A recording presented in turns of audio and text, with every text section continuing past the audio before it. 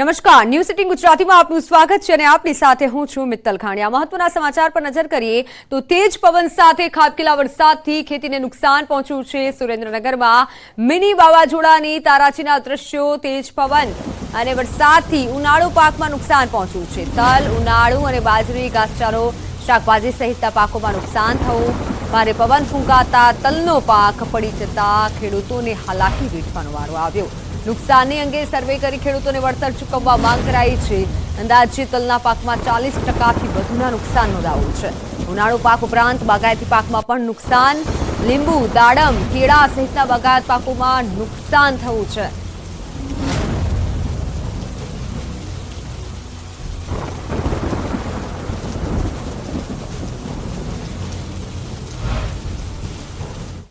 તો સુરેન્દ્રનગરથી મારી સાથે સંવાદદાતા અક્ષય જોડાઈ ચૂક્યા છે, જેમની પાસેથી વિગતો જાણીશું। અક્ષય, હાલ ત્યાં કેવી સ્થિતિ છે અને જો ખાસ કરીને વાત કરવામાં આવે નુકસાન થયું છે, ખેડૂતોનું શું કહેવું છે, કેટલું નુકસાન થયું છે? જી ચોક્કસથી મિત્તલ, વાત કરવામાં આવે તો સુરેન્દ્રનગર જિલ્લામાં અંદાજે 30,000 હેક્ટરથી વધુ જમીનમાં કુલ ઉનાળુ વાવેતર કરવામાં આવ્યું હતું, જે પૈકી 13,000થી વધુ હેક્ટર જમીનમાં તલનું માત્ર વાવેતર કરવામાં આવ્યું હતું। પરંતુ તલના પાકમાં ક્યાંક ને ક્યાંક આજે 2 દિવસથી સતત વરસાદ અને વાવાઝોડાના કારણે જે કમોસમી વરસાદ થયો છે એને લઈ અને મોટા પ્રમાણમાં નુકસાન થયું છે। ખેડૂતોએ પહેલો જે વરસાદ અને વાવાઝોડું 2 દિવસ પહેલા આવ્યું હતું તેમાં તાત્કાલિક યુદ્ધના ધોરણે તલના પાકને બચાવવા માટે તલનો પાક છે વાઢી અને આપ ટીવી પરના દ્રશ્યોમાં જે જોઈ શકો છો તે પ્રમાણે ખેતરમાં ઢગલા કરી દીધા હતા। પરંતુ જાણે કુદરત ફરી એકવાર જગતના તાતથી રૂઠી હોય તે રીતે સતત એક દિવસના વિરામ બાદ બીજા દિવસે પણ ભારે પવન અને વાવાઝોડા સાથે વરસાદ થતા આજે તલનો પાક વાઢી અને ખેતરમાં તૈયાર રાખવામાં આવ્યો હતો તે પાકમાં વરસાદના કારણે મોટા પ્રમાણમાં નુકસાન થયું છે। તલનો જે પાક છે ખરી ગયો છે, તેમજ જે ઢગલા જે ખેતરમાં કરવામાં આવ્યા છે તેમાં પણ મોટા પ્રમાણમાં નુકસાન થયું છે। તલનો પાક થઈ ગયો છે, જેને લઈને અંદાજે 40%થી વધુ જે છે એ ખેડૂતોને નુકસાન છે અને ખેડૂતોને બેવડો માર પડ્યો છે। એક તરફ ઉત્પાદનમાં ઘટાડો છે અને બીજા નંબરમાં વરસાદના કારણે જે તલનો પાક પલળી ગયો છે તેના કારણે લઈ અને ખેડૂતોને ભાવમાં પણ મોટા પ્રમાણમાં નુકસાન આવે અને અંદાજે એક મણ દીઠ 300થી 400 રૂપિયા આ ભાવમાં પણ ઓછા મળે તેવી શક્યતા છે। આના કારણે ખેડૂતોને બેવડો આર્થિક માર છે સહન કરવાનો વારો આવ્યો છે અને ખાસ કરીને ખેડૂતો દ્વારા હાલ એવી માંગ કરવામાં આવી રહી છે કે તાત્કાલિક સરકાર દ્વારા સર્વે કરવામાં આવે અને સહાય ચૂકવવામાં આવે, કારણ કે અત્યાર સુધી સરકાર દ્વારા સર્વે અને સહાયના નામે ખેડૂતોને માત્ર ડીંગો જ બતાવવામાં આવ્યો હોય તેવો પણ ખેડૂતો દ્વારા આક્ષેપ કરવામાં આવી રહ્યો છે। બિલકુલ અક્ષય, મોટું નુકસાન ખેડૂતોને પહોંચ્યું છે। આપની આસપાસ કોઈ ખેડૂત હોય તો તેમની સાથે વાત કરવાનો પ્રયત્ન કરજો, એમની આપવીતી જાણવાનો પ્રયત્ન કરીએ।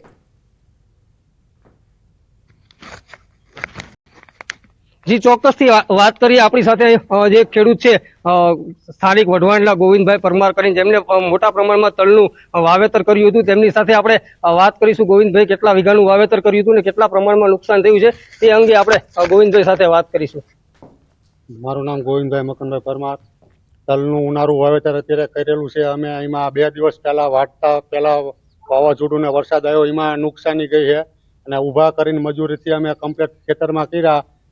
ગઈકાલે જે વાવાઝોડું સાંજે આવ્યું એમાં અમારે પારાવાર નુકસાન ગયું છે અને અમારા ઓગલા બધા નમી ગયા છે અને 35-40% અમારે નુકસાની વેઠવાનો વારો આવ્યો ખેડૂતને। ભાવમાં કેટલો ફેર? ભાવમાં ગયા વર્ષે 3500 રૂપિયા ભાવ હતા અને આ વર્ષે અમને 2700-2800 રૂપિયા ભાવ નથી મળતા। તેના કારણે એક મુશ્કેલી તો એ અમારા ભાવની અને બીજી આ અમારે કુદરતની આ વાવાઝોડાની નુકસાની આવેલ છે।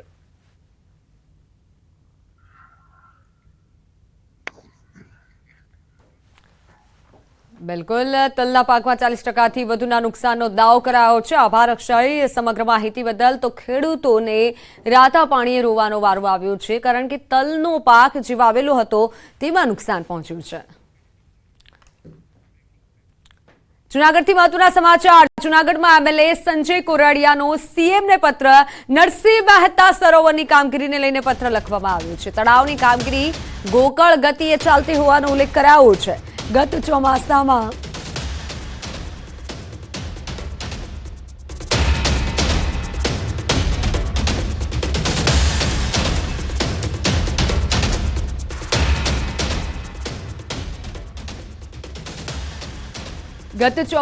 શહેરની સ્થિતિ બગડી હતી। ત્વરિત કામગીરી કરી સમસ્યા હલ કરવા માંગ કરાઈ છે। બ્યુટિફિકેશનના કારણે ઘરમાં પાણી ઘૂસ્યા હતા અને તેથી સીએમ પત્ર લખ્યો છે। ત્વરિત રીતે કામગીરી કરવા માટે પત્ર લખ્યો છે એમએલએ સંજય કોરડિયાએ।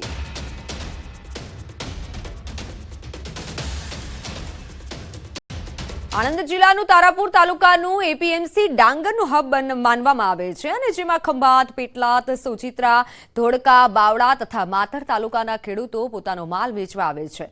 પરંતુ હાલ અહીં ખેડૂતો આક્ષેપ કરી રહ્યા છે કે તેઓને વેપારીઓ દ્વારા પૂરતો ભાવ આપવામાં આવતા નથી. સાથે કમોસમી વરસાદ વધુ પડતો ચાલુ વર્ષે રહેતા ખેડૂતોને ખૂબ મોટા પાયે નુકસાન પહોંચ્યું હોવાનું પણ તેઓ જણાવી રહ્યા છે. જેને લઈને ખેડૂતો માંગ કરી રહ્યા છે કે તેઓને ઘઉં અને ડાંગરના પોષણક્ષમ ભાવ આપવામાં આવે, નહીં તો તેઓ પાયમાલ થઈ જશે.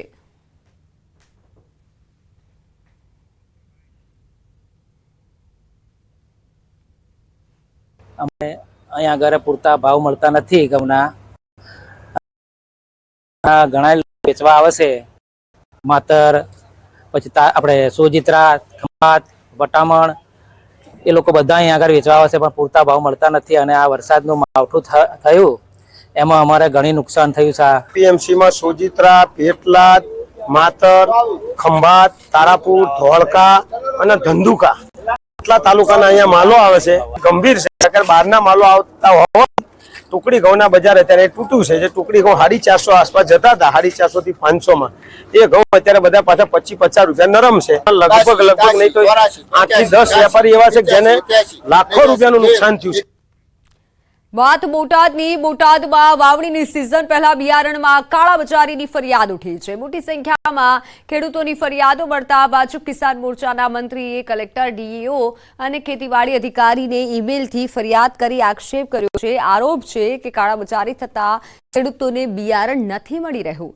સરકારના ધારાધોરણ પ્રમાણે બિયારણનો ભાવ 864 રૂપિયા છે, જ્યારે એગ્રોમાં 1200 થી 1500 રૂપિયા વસૂલવામાં આવી રહ્યા હોવાનો ફરિયાદમાં ઉલ્લેખ છે. કાળાબજારીઓ સામે કાર્યવાહી નહીં થાય તો ખેડૂતો સાથે રાખી કલેક્ટર સહિતના અધિકારીને રજૂઆત કરાશે. અને બીજી તરફ ખેતીવાડી અધિકારીએ હાલ કોઈ ફરિયાદ ન હોવાનું નિવેદન આપ્યું છે. જોકે બિયારણની અછત હોવાનો સ્વીકાર કર્યો છે. સાથે કાળાબજાર ન થાય તે માટે કાર્યવાહીની પણ ખાતરી આપી છે.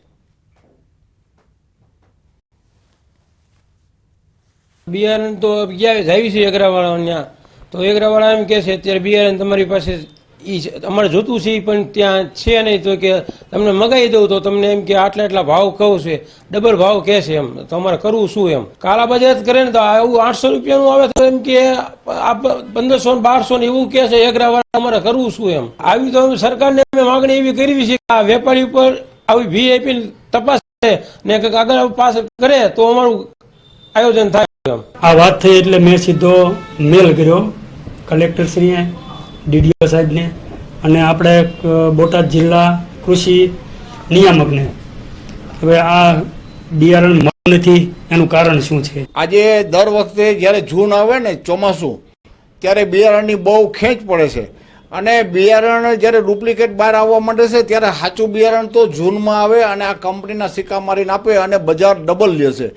તો આ જે કાળા બજાર જે કરે છે એની ઉપર કંટ્રોલ કરવો જોઈએ અને ક્વોલિટી કંટ્રોલ ઇન્સ્પેક્ટરની જવાબદારી છે. હા, અછત તો છે, પણ જ્યારે સપ્લાય એક સાથે કંપનીઓ છે, કોઈ સપ્લાય એક સાથે કરતી નથી, એટલે 20% સુધી હજી સપ્લાય થઈ છે, બાકીનો સપ્લાય ચાલુ છે. એટલે જેમ જેમ સપ્લાય ચાલુ રહેશે એમ અછત છે એ ઓછી થઈ જશે. આવી ફરિયાદ ખેડૂતો મારફત અમારા દ્વારા સુધી નથી આવી. જો છતાંય આવું જો કોઈ ખેડૂતને ધ્યાને આવે તો અમારો સંપર્ક કરીને અમારા ધ્યાન ઉપર લાવશે તો ચોક્કસ એની અંદર પગલાં લેશું.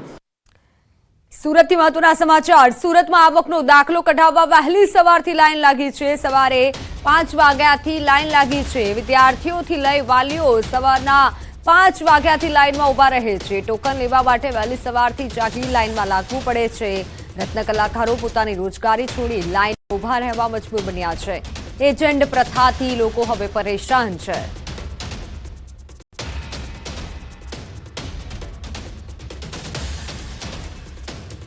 સુરત વરાછાના ધારાસભ્ય કુમાર કાનાણીએ ગુજરાત રાજ્યના મુખ્યમંત્રીને એક પત્ર લખ્યો છે, કારણ કે ધોરણ 10 અને 12ની પરીક્ષા પૂર્ણ થતાની સાથે લોકોને એડમિશન લેવા માટે અલગ અલગ પ્રકારના દાખલાની જરૂર હોય છે, ક્યાં આવકનો દાખલો, ક્યાં નોન ક્રિમિનલ, તો ક્યાંક જાતિના દાખલાની જરૂર પડતી હોય છે. ત્યારે લોકો આ દાખલો મેળવવા માટે દર વર્ષે વહેલી સવારે 5 વાગ્યાથી લાઈનોમાં લાગતા હોય છે. ત્યારે કુમાર કાનાણીના ઘરની સામે આવેલી વરાછા ઝોન ઓફિસ ખાતે વહેલી સવારથી જ લાઈનો જોવા મળી રહી છે. લોકો વહેલી સવારથી જ લાઈનમાં ઊભા રહે છે. ત્યારે સવારે 9 વાગતા ઓફિસ ખુલતાની સાથે જ એમનો નંબર લાગતો હોય છે. અહીંયા અલગ અલગ પ્રકારના જે સર્ટિફિકેટ છે, સર્ટિફિકેટ લેવા માટે લાઈનો લાગતી, લોકો લાઈનોમાં ઊભા છે. આપણે એમની સાથે વાત કરવાનો પ્રયાસ કરીશું, કારણ કે શું કામ લાઈનોમાં ઊભા રહ્યા છે. કાકા છે, એમની સાથે વાત કરીશું. કાકા, આપનું નામ?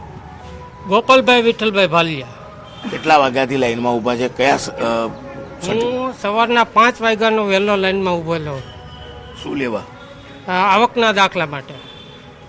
કેમ આવકનો દાખલો? આવકના દાખલા, છોકરો મારો 12મું સાયન્સ ભણે છે, બરાબર, એના માટે બધે જે સ્કોલરશીપ મળે એના માટે હું આવકનો દાખલો પહેલાં કઢાવવો પડે, પછી EWS બિન અનામતનો દાખલા નીકળે. બિલકુલ. અન્ય ભાઈ ઊભા છે. આપનું નામ? ભાઈ બિપિનભાઈ. બિપિનભાઈ, કેટલા વાગ્યાના ઊભા છો? 5 વાગ્યાના. કેમ 5 વાગ્યાથી? આવકનો દાખલો કઢાવવા માટે. આવકનો દાખલો જરૂરી છે કે બીજું બી છે? EWS નો દાખલો જોઈએ છે, અનામતનો દાખલો જોઈએ છે. આવકના દાખલા આવકનો દાખલો પહેલા નીકળશે, ત્યાર પછી બધા દાખલા નીકળે. બિલકુલ. ઘણા બધા વિદ્યાર્થીઓ ઊભા છે, આપણે એમની સાથે વાત કરીશું. ભાઈ, શું નામ આપનું? યુગ. યુગ, શાના માટે આવ્યા છો? કેટલા વાગે આવ્યા? દાખલો કઢાવવા 5 માટે. કેટલા વાગ્યાના આવ્યા? 5 વાગે. બિલકુલ. દ્રશ્ય કહી જાય છે કે દર વર્ષે ધોરણ 10 અને 12ની પરીક્ષા પત્યા બાદ આગળના અભ્યાસની સ્કોલરશીપ માટે તમામ વિદ્યાર્થીઓને આ પ્રકારના દાખલા જોઈતા હોય છે. જોકે સરકારને અનેક વખત રજૂઆત છતાં તંત્ર કોઈ પણ કામ કરતું નથી. લોકોને પોતાની જરૂર હોવાને લઈને કહી શકાય કે સવારે 5 વાગ્યાથી આવીને ઊભા રહે છે. દ્રશ્ય સીધા જોઈ શકાય છે કે સવારે 9 વાગ્યા બાદ આ તમામ સેન્ટરો ખુલતા હોય છે, પણ પોતાના દાખલાની જરૂરિયાત હોવાને લઈને લોકો વહેલી સવારે 5 વાગ્યાથી અહીંયા લાઈન લગાવતા છે. અને આ જ કારણે લોકોની સમસ્યાને લઈને કુમાર કાનાણી, જે સુરત વરાછાના ધારાસભ્ય છે, તેમને રાજ્ય સરકારને પત્ર લખ્યો છે. કારણ કે ધોરણ 10 અને 12માં ભણતા વિદ્યાર્થીઓનું પરિણામ આવતાની સાથે જ તેમની સાથે આ દાખલા આપવામાં આવે તો તેમને બી સરળતા રહે અને તેમના વાલીઓ પણ પરેશાન ના થાય, તે માટે ખાસ આ રજૂઆત કરવામાં આવી છે. કેમેરામેન ભરત બ્રહ્મભટ્ટ સાથે કીર્તેશ પટેલ, ન્યૂઝ 18 ગુજરાતી, સુરત. તો સુરતમાં વરાછા આવેલે કુમાર કાનાણીએ કલેક્ટરને પત્ર લખ્યો છે. આવકનો દાખલા માટે યોગ્ય વ્યવસ્થા કરવા માટે માંગ કરાઈ છે. પરિણામ બાદ આવકના દાખલા માટે લાંબી લાઈનો લાગે છે. એજન્ટો પૈસા લઈ દાખલો કાઢી આપતા હોવાનો આરોપ છે. 2 કલાકમાં દાખલો કાઢી આપતા હોવાનો પણ આરોપ લાગ્યો છે. આ દાખલાઓ નથી મળતા એનું સૌથી મોટી તકલીફ એ છે કે એજન્ટ પ્રથાઓ શરૂ થઈ છે. જે લોકો 2-3 હજાર રૂપિયા ખર્ચો કરે, એજન્ટને આપે કામ, તો દાખલા મળી જાય છે. તો જે એજન્ટ દાખલો કઢાવે છે પૈસા લઈને, એ એજન્ટને દાખલો મળી જાય છે. તો એનો મતલબ એ છે કે જે લોકો લાઇનમાં ઊભા છે, મોડી રાત્રિના લાઇનમાં ઊભા છે, એમને મળતો નથી, એજન્ટને મળી જાય છે. તો પહેલાંનો દાખલો એજન્ટ લઈ જાય છે અને એજન્ટ પૈસા કમાય છે. તો આ એજન્ટ પ્રથા નાબૂદ કરવા માટે અને લોકોને મુશ્કેલીમાંથી દૂર કરવા માટે રોજે રોજ દાખલા મળી જાય એવું વહીવટી તંત્રે વ્યવસ્થા કરવી જોઈએ, એવી મારી માગણી છે. રાજકોટમાં બહુમાળી ભવન ખાતે અરજદારોની કતાર સતત બીજા દિવસે પણ છે. અરજદારોની કતાર જાતિ અને આવકના દાખલા માટે પહોંચ્યા અરજદારો. રાજકોટમાં બહુમાળી ભવન ખાતે વહેલી સવારથી અરજદારોની લાંબી કતારો જોવા મળી.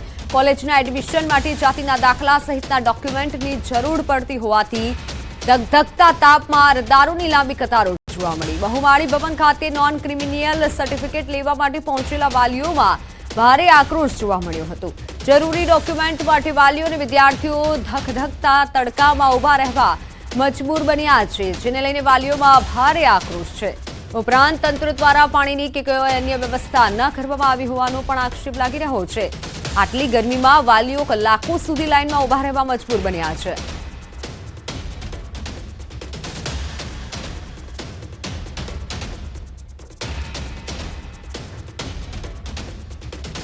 રાજકોટથી મારી સાથે સંવાદદાતા હાર્દિક જોડાઈ ચૂક્યા છે. હાર્દિક, રાજકોટમાં કેવી સ્થિતિ છે? કેટલી લાંબી લાઈન? અત્યારે જે લોકો આવી રહ્યા છે તે રચડી રહ્યા છે. ચોક્કસથી મિત્તલ, રાજકોટ શહેરના બહુમાળી ભવન ખાતે જે અત્યારે જે નોન ક્રિમિનલ ડોક્યુમેન્ટ સહિતના અલગ અલગ જે ડોક્યુમેન્ટ્સ હોય છે તે કઢાવવા માટે વાલીઓની લાઈનો લાગી છે. હજુ સુધી બારી નથી ખુલી. ખાસ કરીને 10 વાગ્યાનો સમય હોય છે. હજુ બારી ન ખોલતા વાલીઓને હેરાન થવાનો વારો આવી રહ્યો છે. તો બીજી તરફ અહીંયા પાણીની કે અન્ય કોઈ વ્યવસ્થા નથી, જેથી કરીને વાલીઓને પણ ક્યાંક ભારે તકલીફ ભોગવવી પડી રહી છે. ખાસ કરીને વાત કરવામાં આવે તો અત્યારે જે અહીંયા લાંબી લાઈનો લાગી છે, વાલીઓ છે તે વહેલી સવારમાં અહીંયા આવી જતા હોય છે.